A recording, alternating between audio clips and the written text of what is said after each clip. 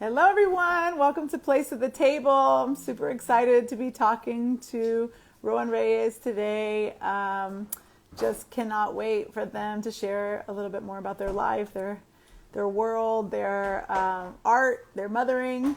So yes, it's going to be an exciting conversation. Hi, Jeanette. Welcome. Yay. And I'm also excited to say, just for everybody out there, I just recorded a podcast with Sol, who was one of our guests a couple weeks ago. She does an incredible podcast called Rebellious Soul, and it's going to be coming out December 20th. So please catch that. We'll make sure to put it on all of our platforms.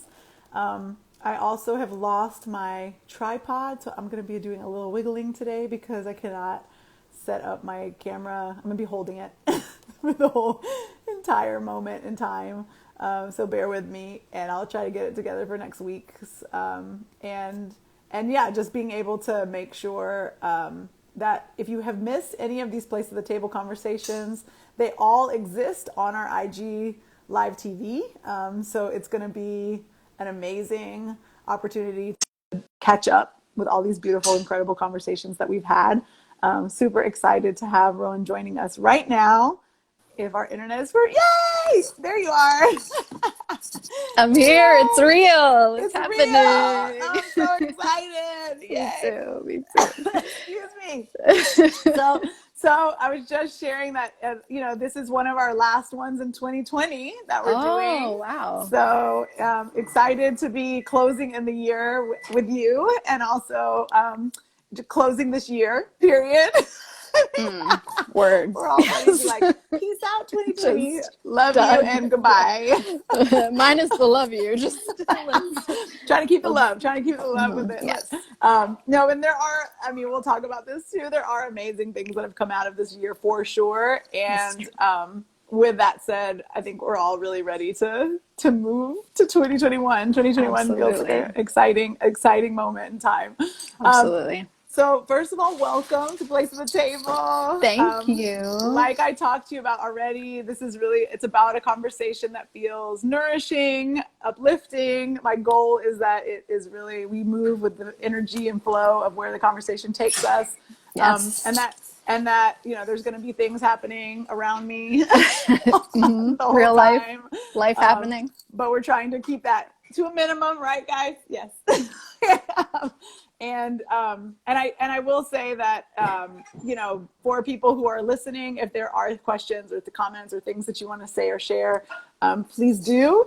And then also later on, I know a lot of people listen after the fact, please make comments and share, and we'll also, Rowan and I promise to keep checking back, and we'll answer and give info. And there are things that are going to happen probably out of the conversation, links and things that we're going to want to share, so that we'll go back and add those into the comments afterwards. But I'm so excited to have you here. Me too. Yeah. So share a little bit. I always ask everyone to do this. Share a little bit about your story and your journey and who you are and how you ended in this space. Who is this person? Yeah. So I'm a lot of things. And part of this year has been about seeing the seemingly disparate gifts and roles and all of those things, seeing those come together and understanding that they're connected. So for me, some of those things are being queer and trans, being a mama, being a witch, being a social worker who recently made an exit from the nonprofit industrial complex. Yes. I hear you. Could not be happier about it. This glow. Yes. You're like, I'm free. I'm still in it. But yes. Yes. Well, we need good people in it too. And I'm an artist and a poet, or a word witch, and I'll focus on those aspects. I love it. And where did you grow up? Where did you get your beginnings? Yeah, I grew up in South Jersey, a place called Camden. Little bit, if anybody knows about it, it's a bit of a rough spot to grow up in, and definitely helped shape some of my worldview and some of my understanding about systemic oppression, for sure. My dad is a he was an immigrant from Colombia, and my mom is a white American woman, so Similar white to us. Latinx. Yeah. Yeah. A lot of my identities are kind of that, living in those liminal. In between. Yeah. Yeah. So And Cesar just joined us. ah, Yay! we love So you. we share a love, affinity, connection with Cesar, who's my Yes. sibling Yes. and who our Contra Tiempo familia knows very, very well, because technically we started this whole thing together. They were the original composer, sound designer, sound human being, vibration specialist, Yes. bringing in music to this work. So Sonic wizard. Sonic Wizard, yes, Yes. thank you. Yeah. So excited that they connected us and that we are like being able to even just have this conversation because of you, Cesar. So love you. Yeah. Yeah. I'm so glad. And so I love that you're talking about all these things, but I know none of these things are like existing inside of silos, disconnected from one another, right? But they're all. I mean, I think a lot of times we have all of these sides to us, but that they're all in relationship to one another. Intersectional, right? It's like we are all of these things, and they inform and direct kind of the ways and the scripts and the narratives of all of these other parts that we play. Yeah. What would you say most recently are the sort of driving connections between all of these parts of who you are? Like, what would you say? Yeah. Yeah.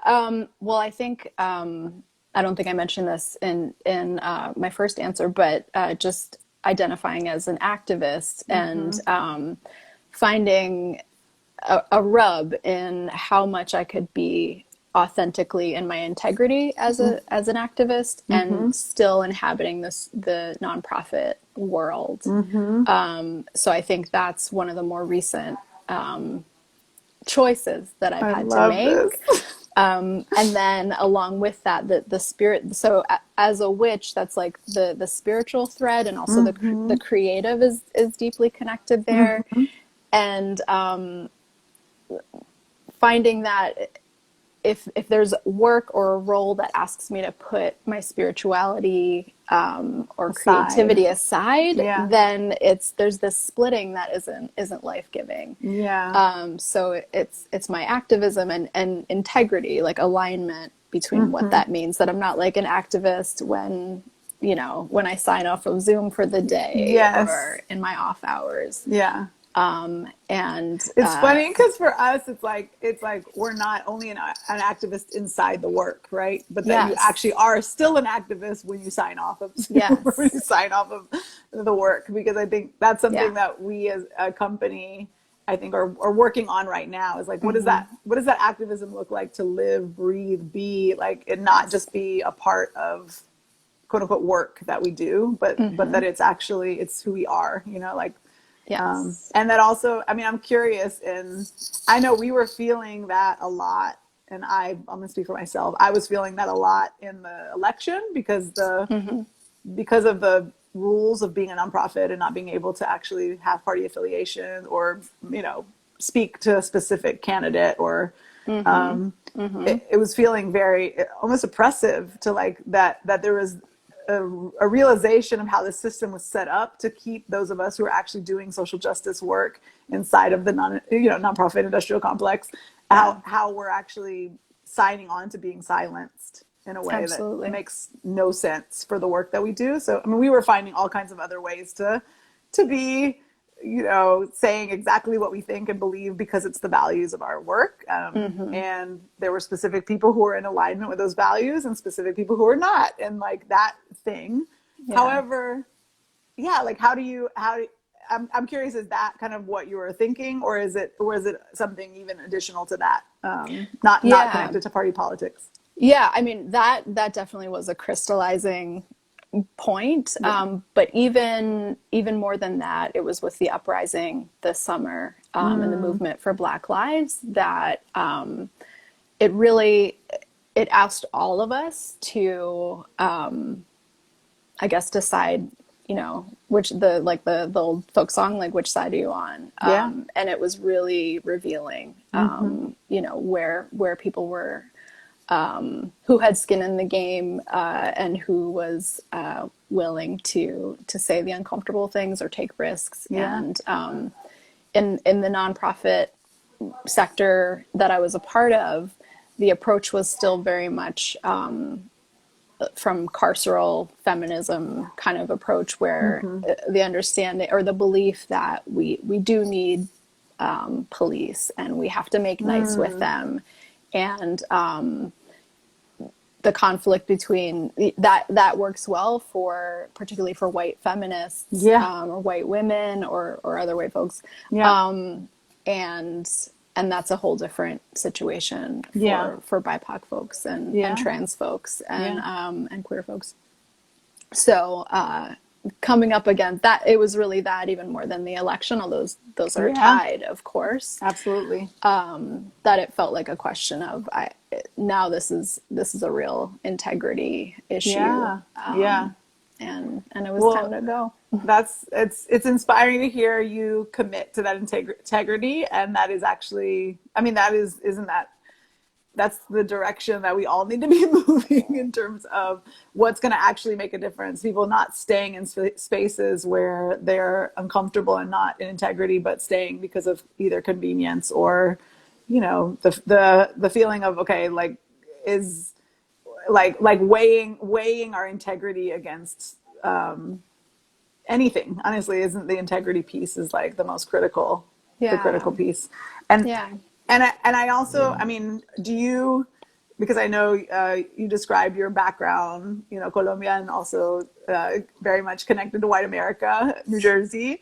But I'm curious too about that, because you're someone like me probably who walks through the world. I can walk into spaces and be Latina. I can walk into spaces and be like white passing. I can walk into spaces and be the person of color that makes other white people more comfortable, right? Than if I were looked different than I did. And so navigating that responsibility too of what are the ways in which are you feeling that charge more, and what are the ways that that's showing up more for you? I think so I've been involved in anti-racist work for a long time, and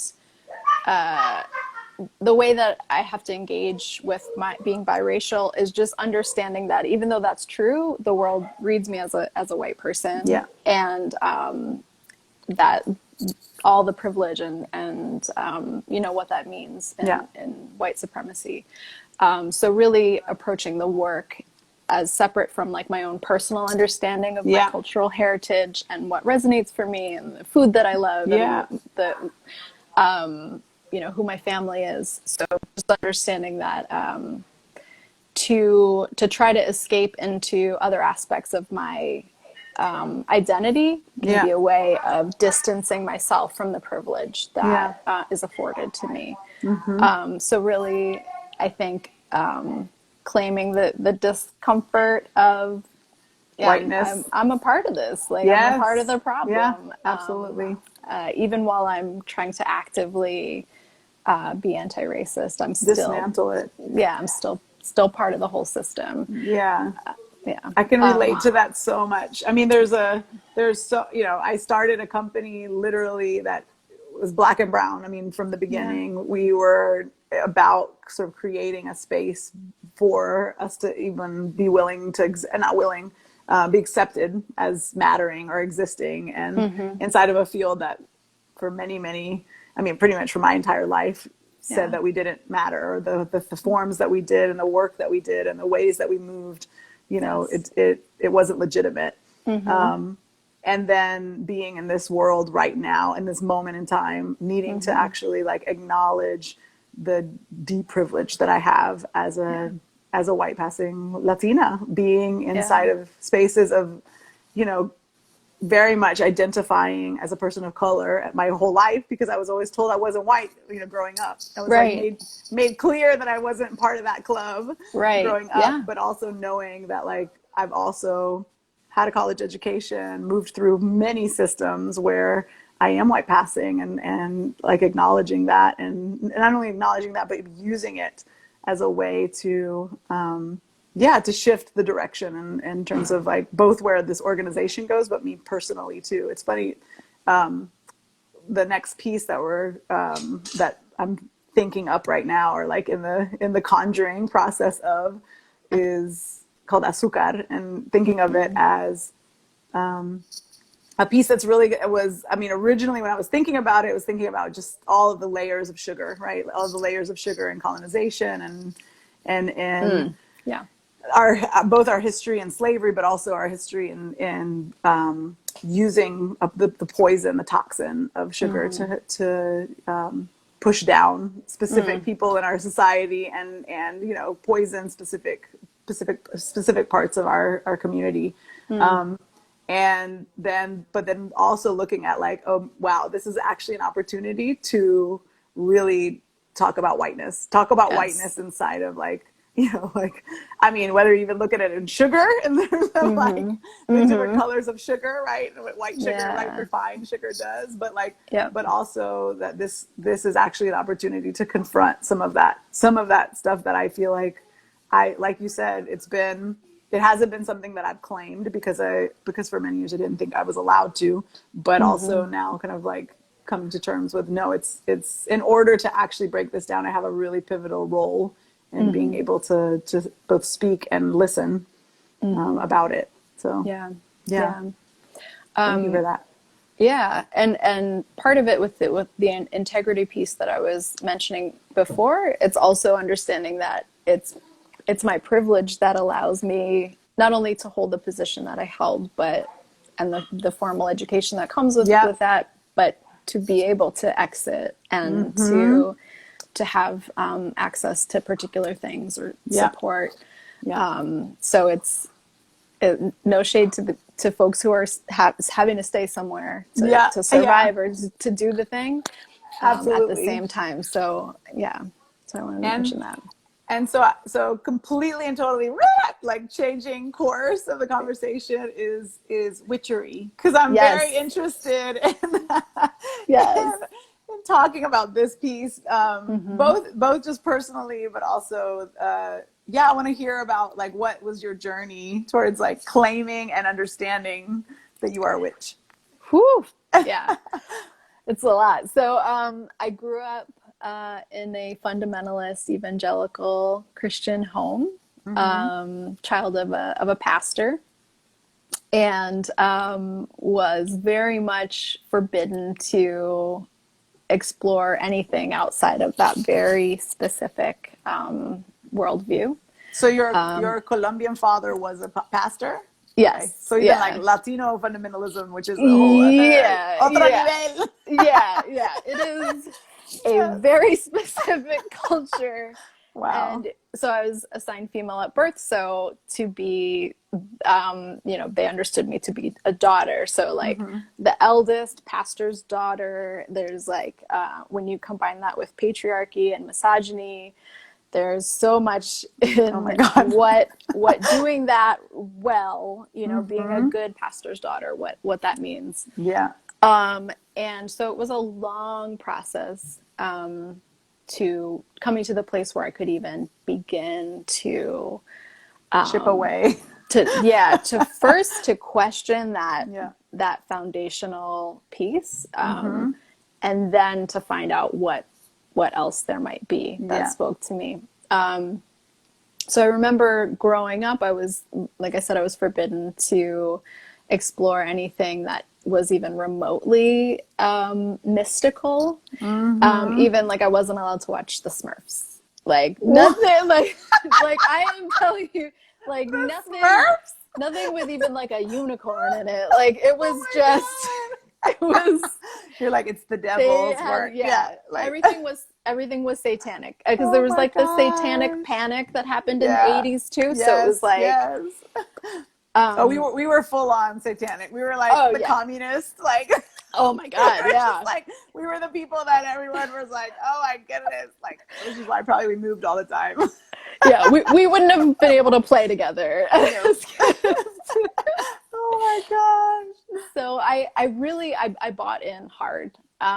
So I really internalized that upbringing and believed it to be my own. And along with that, being closeted as a queer person, I didn't yet know that I was trans. That was like buried so I didn't even know what trans was. Yeah. So I knew that I was really good at being a good daughter. I'm putting that in quotes. So I chose to go to a fundamentalist college, and that was my choice, because I was amazing. I had this sense that, so it was two things. It was either that, or I really wanted to go to art school. And I really, really, like, my soul's calling was to go to this all women's art school in Philly. And I consciously chose to go to the religious school because I didn't believe I could stay a good Christian or stay straight. You're like, I feel the pull. I was like, the pull of all the abomination. So I was like, but I know if I go to a place, because in my undergrad, it was in writing against the rules to be homosexual. Right. There was no dancing. That was in the rules. Oh. No dancing. Oh my gosh. So I knew I don't want to be a part of that. Yeah, if it doesn't include, I don't want to be part of it. If it doesn't include dancing. So I knew that I was really good at following rules. So if I went to an institution and put myself underneath that I would stay in line. God, that's crazy. Yeah. To be regulating yourself like that, like knowing that. Yeah. Wow. That's some real internalized. Yes. Like. Yes. To do that policing of myself. Of oneself, yeah. I'm just going to plug in so I don't know where I'm at. So I stayed with that. I was a chaplain in school. I really, really stuck with it. And there's this thread of like spirituality and sexuality and gender that always stay together. And it wasn't until my mid to late 20s that I even began to unpack all of it. I got married really young, as we do in my cultural upbringing, to a cis het man. I was like, I'm going to be straight. I'm going to be a good straight person, a good cisgender person, a good Christian woman, wife, like all. Oh my gosh! Until it all just started to crumble. It just, and I don't even feel a sense of like having asked for that. There was some other force that was like, we have to start to disintegrate this. It's like, you cannot do this. We're not going to let you. There's somebody was doing something. Yes. And I like to think maybe ancestors or maybe descendants, someone in their time or space was on my side. And it was a really disorienting time, because that's been so central to how I understood everything, myself and the world. So to lose that connection to my religion was really painful, but it then locked the possibility for what else was there.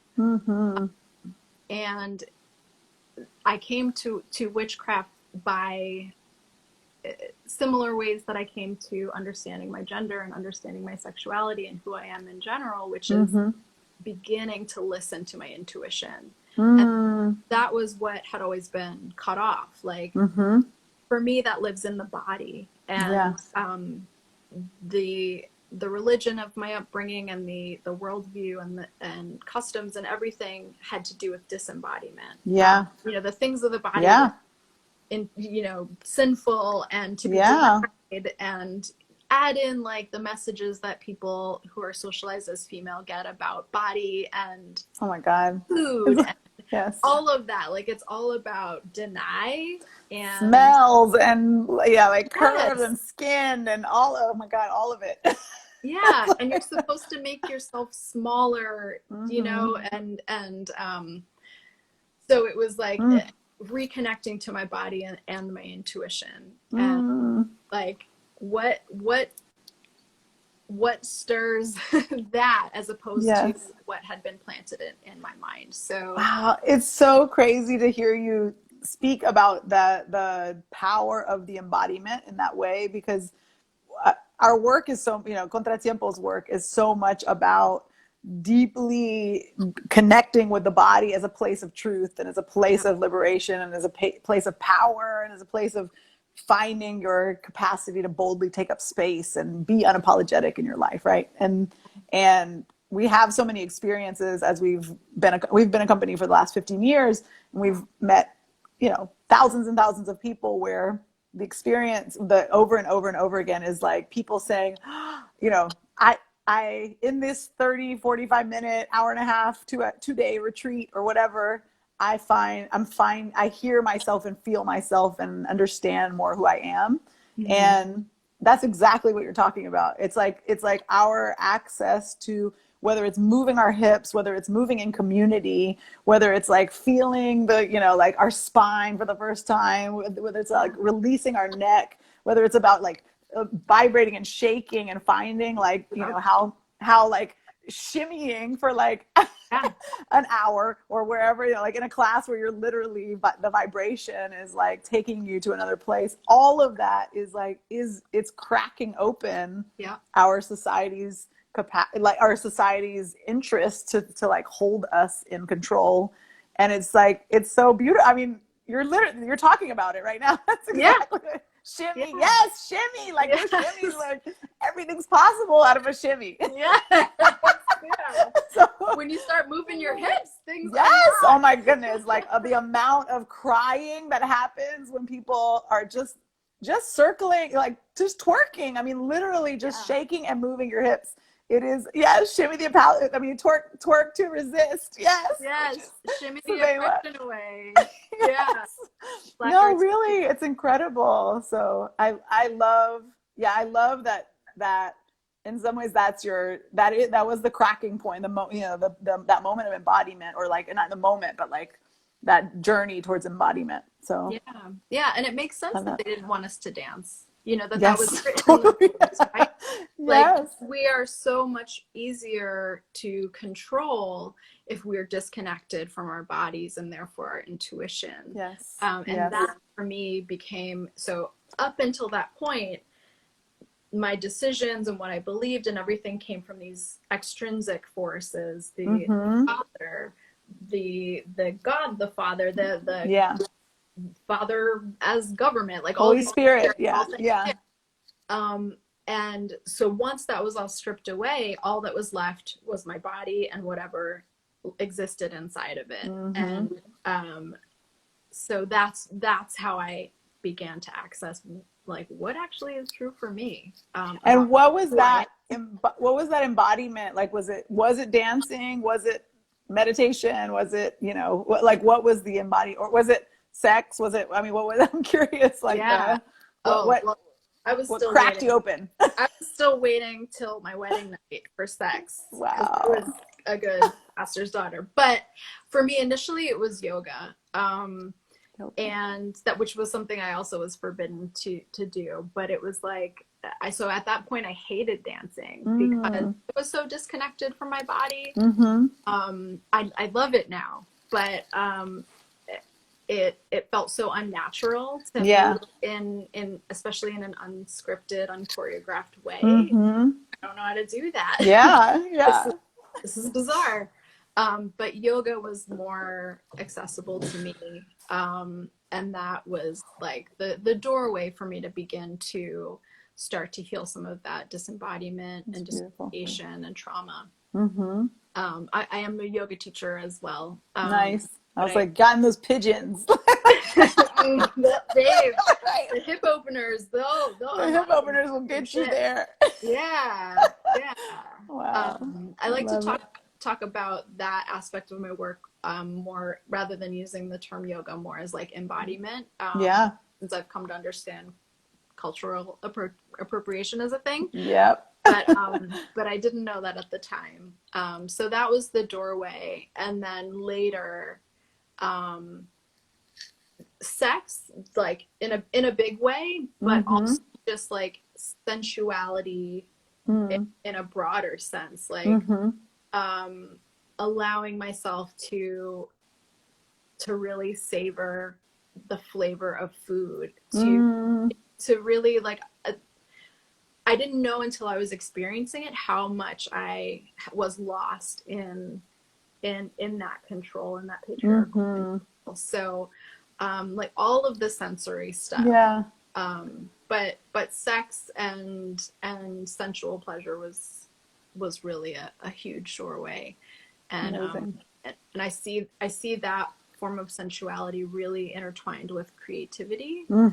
So as I began to allow myself to say yes to bodily pleasure, that's when my art started to open up again in a new way. And whether like the visual art that I make or the poems, it was like getting more free in one area just unlocks so yeah, it's like the floodgate is open. yeah. And then it was later that I came to dance, not as a dancer as in an official way, but just somebody who finds deep healing and joy in that kind of movement. Claim that dancer. Claim it. You see, I'm still like a little. Yes, be a dancer. We are all dancers. Yes. Yeah. I love this. No, it's so beautiful to like, just, it's so beautiful and so hopeful to hear I love this. She said yoga is a gateway drug. Yes, yoga is a gateway drug. the way that, I think it gives you so much hope to think about. So how many people are locked into this control, and that there's actually, I don't know, that there's things that are so much bigger than any of us that will have it all fall apart until you figure it out. Right. And so, and to also maybe thinking about that, and people who are watching this, or like myself also thinking about like the things that are falling apart in our lives are these opportunities to like really go inward and kind of untangle, to be able to have space for something new. And that it's not, that it's that all of those struggles are such an opportunity, right? It's such a powerful opening. Yeah. Yeah. So then still witchery. Like, you're like, so I'm like, how does it get to that's the backstory? Yeah. So for me, the word witch is very similar for me as the word queer. It's like this just expansive, yes, to put a word to it, but it means so many different things to so many different people, and that's why I love it. So for me, witchcraft is deeply connected to nature, to sensuality, to embodiment, as I mentioned, and pleasure, to social justice. So the connection, I'm very interested in the connection between individual liberation and collective liberation, individual healing and collective healing. So it's not something that ends in like, I feel better. Exactly. So for me, what that looks like is, so it's a secular witchcraft. So I don't really, for me, it doesn't vibe with like particular deities as it does for people. But it looks like listening to the language of my body. And like, if I had to put something to my religion, it's that honoring the knowledge there. So in practice, some of my favorite things to use are oracle cards, like word witchery, which is just like reflective writing or poetry, or words of power. It's like coming out of you. And very much like a DIY intuitive process. And I think much of that is a reaction to a very organized, You're like, I'm not looking for another organized religion. And there are forms of witchcraft which mirror that. For me, it's not, it doesn't speak to me. So it's about being it's sort of self-determination. Like I'm the Mm-hmm. one who determines my spiritual practice, what Mm-hmm. things mean for me, and with a very strong thread of rebellion and like Mm-hmm. irreverence and sense of humor, like all of these Yes. things which didn't have much room in my previous Yeah. practice. And are you on a like with your family now? Like what is your relationship? Because it seems like you're so absolutely, like a different person than probably they knew you as growing up. So Oh, what is yeah. that relationship? Yeah, I mean it's not, so I'm gonna be 40 in a few months. Happy So birthday. thank you. So they at so many levels, like knowing me as a Christian, thinking that I was a girl and a woman, and being like, by the way, this was just Yeah. last year that I told them that I was Wow. trans and what that meant. Yeah. And then just politically, I was completely on the right. I Yeah. was, I was pretty much like the polar opposite of what, like who I am today. Mm-hmm. So for them, there's a lot of like being reintroduced and reacquainted with me. Yeah. Yeah. And it's interesting timing because with COVID, I haven't seen them. It's just For about almost a year. a year, yeah. Yeah. And so in some ways that's allowed for space for me to continue to discover self without too much people Mm-hmm. weighing in. And also when we come back together, there's going to be like a kind of startling Yeah. moment there. So it's still very new. It's still very Yeah, new. it's Yeah.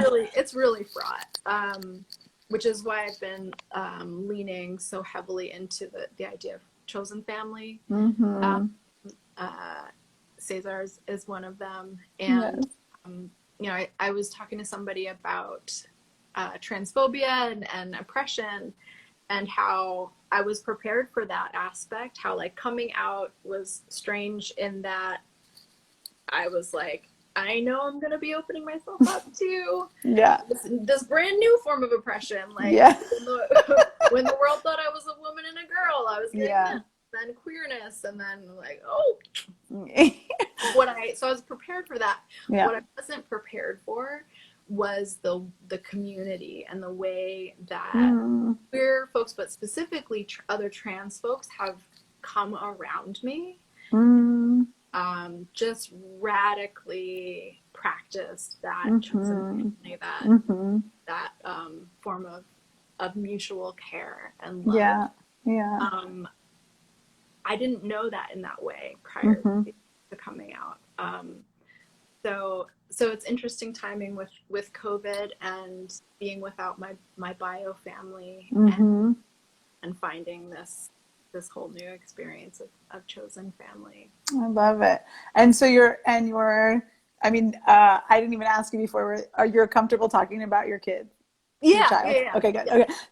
So I'm curious the impact, because it sounds like because this is recent in terms of, but I also know coming out doesn't mean that that's when it's happening. Obviously there's like many years. Sometimes people live many, many, many lifetimes without coming out. But in terms of your relationship with your child, how has that shifted?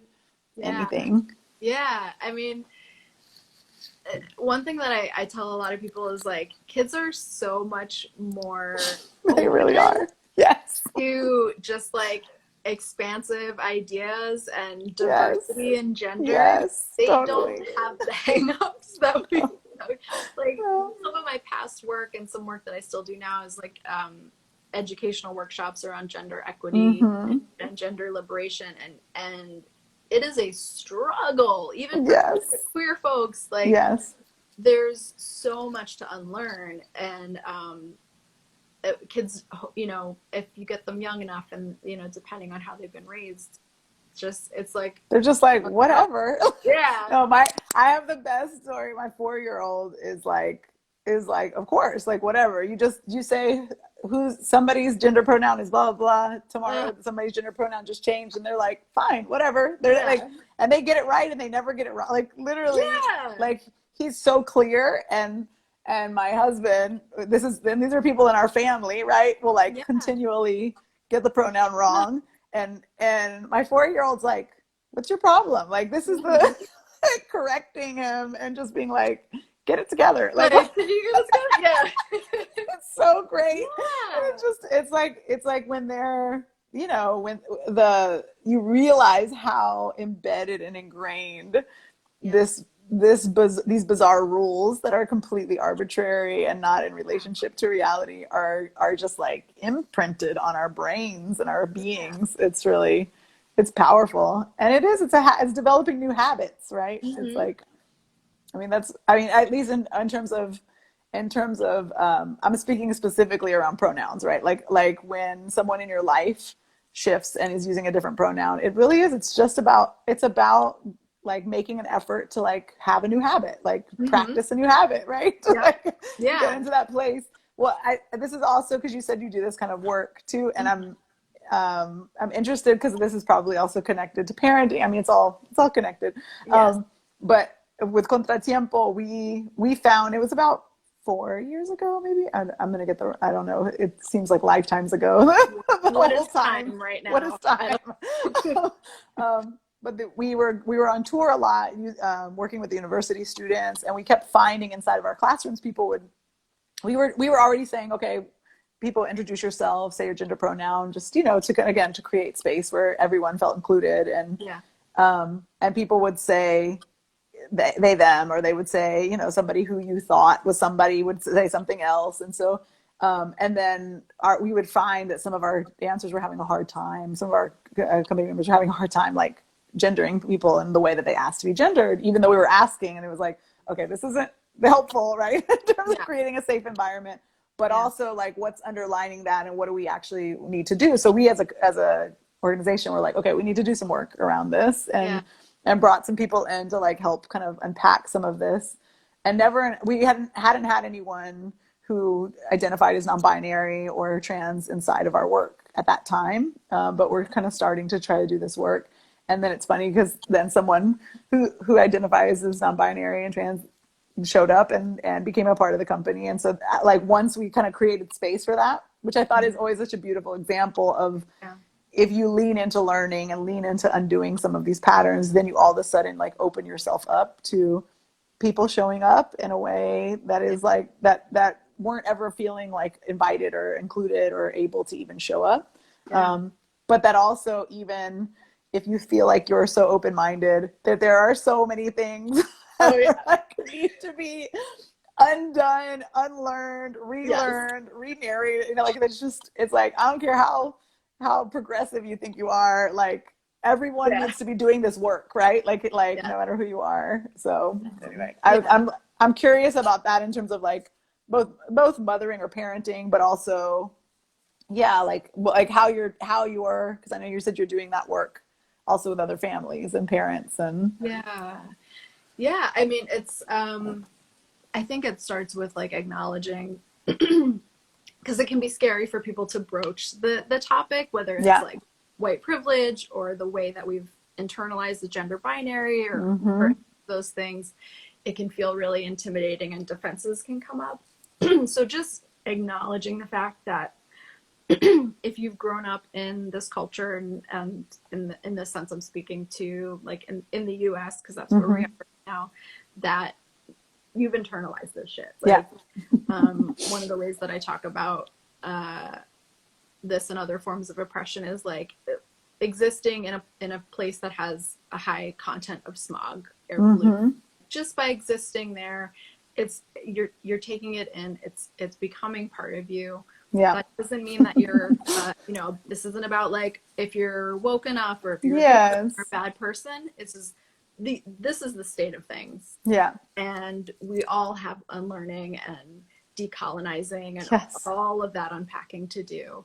So to make it, to kind of take down the people walk into those conversations with the defenses up, and then just beginning with like, there are so many ways to be human, and there are so many ways for gender to look and not look, and that's a beautiful thing. I mean, Mm-hmm. whether I'm talking to my now 6-year-old or for adults, it is like really down to those fundamental things that have to do with humanity and developing empathy. And when in doubt, like just follow someone's lead, like reflect the language that they give to that you. They're, that they're making a really brave and bold request from you. Right? There are so many ways to be human. Yes, there are. And I love that.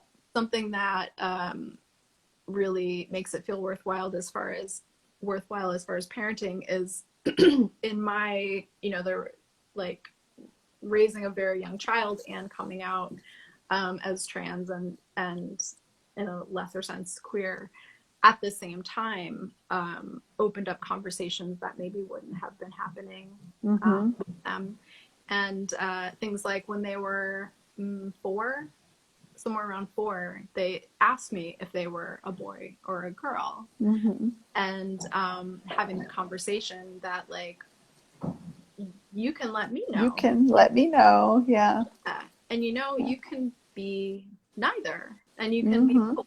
And so getting myself more free allows them to be free in a deeper way from early on, as opposed early on. Those of us who've had to like undo whatever. I got a lot of stuff to unpack. So they use she or they, and currently identify as non-binary or trans or queer, and seem to be capable of understanding and respecting so much more than people give like first graders credit for. And they're just like, oh, okay. That's what it is. Like and they're teaching all of the children in their class, and I mean that's what's so beautiful to think about the future, that these kiddos are like teaching all of us, but also teaching each other how to just exist in a totally different world. And with that said, some of those kids are going home and their parents are still, in a completely different realm. So it's kind of like, it's probably, I mean, I can imagine it's similar to like when integration happened in schools, where you were going home and you were hearing one thing, and you were in your school and you were hearing, okay, like this is okay. And how are you going back and forth between this and, getting the contradictory messages. But we hope that the messages, like you said, of our humanness, of all of the different ways that we can be connected, is the message that's going to prevail, or that's going to be louder, or be heard louder and felt louder. Because honestly, it feels like truth. It's like there's something really powerful about it, because it's love. It's like the empathy I think of as the doorway, and fostering that is the most powerful place to begin. And, one of the as fraught as my personal journey has been, one of the thing that's become like kind of a beacon of hope for me is that if I could come from the background that I came from, all the identities and roles that I was carrying, and come, to this other end of the spectrum, that anybody can change. It's like this deep belief in humans' capacity to grow and change and rewire what we believe to be true. I went from like taking a bus to DC in an anti-choice rally, to like canvassing door to door for Planned Parenthood. Just as an example, like telling my friends they were going to hell for being gay, to be, like, very out queer trans. Like if that can happen somehow, there's hope for. There's hope. That's what I was saying. Hearing your story is like, it gives me so much hope. Because I do think that there's a way, the politics of our now has really made things so polarized, to the point where people feel this like, okay, these people are just closed-minded and ignorant, or these people are just, are never gonna like are never going to be willing to listen, or these, like, there is this incredible polarization that's making you feel like it feels hopeless, right? Like that it's just going to be this side of history or that side of history, and that's where you're going to be. And so it's powerful to hear a story that is so deeply about humans' capacity to shift and to grow and to learn and to untangle our upbringing and the things that the truths that we've been fed. It's beautiful. Yay, you're such an inspiration. And it's like the breadcrumbs were people who were brave and vocal and visible that like set that out for me, that I can like my transcestors and like people, queer people that even early on I was like, whoa, what am I saying? What is this? It speaks to me, but I don't know. Like the courage of people who went before me, that made it possible. So that's I'm trying to be like the queer trans, everything, that I needed when I was young, and to like be. That's why I'm so extra. Like I'm just gonna be, because I need the kids and the teenagers that were like me to hear me and see me. Yes, transcestors. It's funny. We have Charlie in our company always says dancestors, but transcestors are like, yes. The transcestors is so good.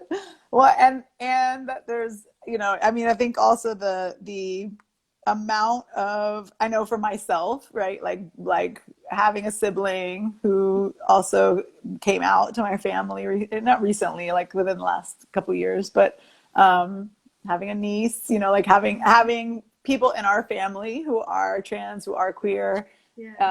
My husband's brother also is queer, and like there's a way that if all of us who are also inside of space of loving queer and trans folks can take this charge as like, it is our responsibility to help build a world that people are more loved and heard and felt and connected to, and not marginalized, not felt like they are inhuman or like separate. And there's this, I mean, it's with race, it's with gender, it's with sexuality, it's with all of it. It's like it's all of our work, it's all of our jobs. And so that's something that I just want to, I can't say it enough, but it always comes up in this platform, in this place at the table. I feel like it comes up all the time in these conversations in different ways of like, what are we all doing in our being and in our lives? Again, like not when we just turn off Zoom or the whatever, but like everything that we're doing to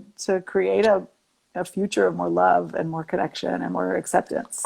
We need the conspirators and the accomplices who are gonna you don't have to be trans to be a gender traitor. You have to be like, I love it. All of us can question these oppressive systems where we identify. So thank you for uplifting that. And parenting in that way, right? Like parenting, I mean, I just think about, so I have two boys who right now identify as boys, but the amount of gendering that is done to them by not me, but by everyone around me, it is constant. And there were parts of it that I didn't even notice until I in my work, I'm all about undoing gender and salsa, like women dancing with women and men dancing with men and women leading, and like, but again, it was very binary. It was very like coming from a place that was very binary and thinking about gender inside of undoing gender and salsa dancing. But this just my family, but then also being a mother of two boys is like really completely cracked open. Like what I thought was progressive and helpful is like, no, I was like continuing to push this binary inside of actually undoing, the gender roles inside of this form. So it was really interesting. It's so interesting. There's always another layer. Like, like, oh, I got it. And then you're like, oh shit, there's more underneath. There's more excavating. I love it so much. Well, I do want to say, because I know you left the job that you're in right now, and that you're an artist and you're doing work, and you're, both visually, but with word, and not as in Word the program, but word as in the word. Are you, and I know we're going to get kicked off in about 5. So are there any things that you're like up to, or things that you're doing, or things that you'd like to share about, that people can either follow you or be involved, or they want to know more? So definitely follow me to stay in the loop with all the things that are coming of this time at the Dark Circle. But right now I'm working on a course for something called the Hag School, where I'm the gender witch, or the gender teacher. So working specifically with witches or other spiritual, people on the margins around the intersection of spirituality and gender. Great. And I also am working one-on-one with folks to do readings, like card readings and spiritual coaching, for lack of a better term. So those are two. You do that via Zoom? Yeah, virtually. Yeah. So we do that FaceTime, Zoom, that sort of thing. And if people are uncomfortable getting on a screen, we can do it just in writing. Nice. Yeah. So those are some of my biggest things right now, but there are other things in the works. Love it. I love it. Well, I want to just share that if people did, because I saw a couple people coming in at the end, that this conversation is going to be available on our IGTV and Contratiempo's IG, the little like second box that you choose, whatever. That people can watch it, share it, comment. Please get it out there, because I think, again, all of these conversations that we've had this year have just been so both inspiring, but also I hope moving all of us kind of in a direction of like you said, more of our humanness, right? Like moving in and leaning into more of our connection with one another. So I would just love to share that. So I will give it to you also, so that you can share out. And this Saturday on the 12th of December, I'm doing a Dancing Familias class, which you should come if you're available. That. I was like, it's so fun.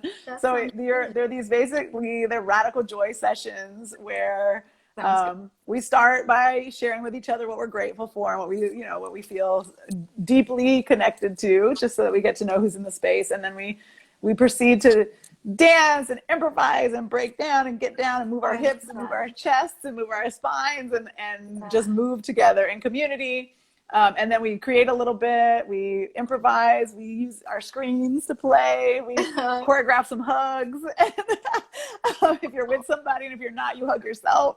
But and then we end with a hope and a wish for each other, for the world, for ourselves. So it's like it's a little framework that we've been doing throughout the last 9 months to just give space for people to practice that joy muscle, practice the practice of showing up and being in community and connecting with one another and our bodies as a place for that embodied liberation that you're talking about, which so I would love for you to join us if you can. I would love to join. It's this Saturday. Absolutely, I think it's noon Eastern time, 9 o'clock in the morning Pacific time.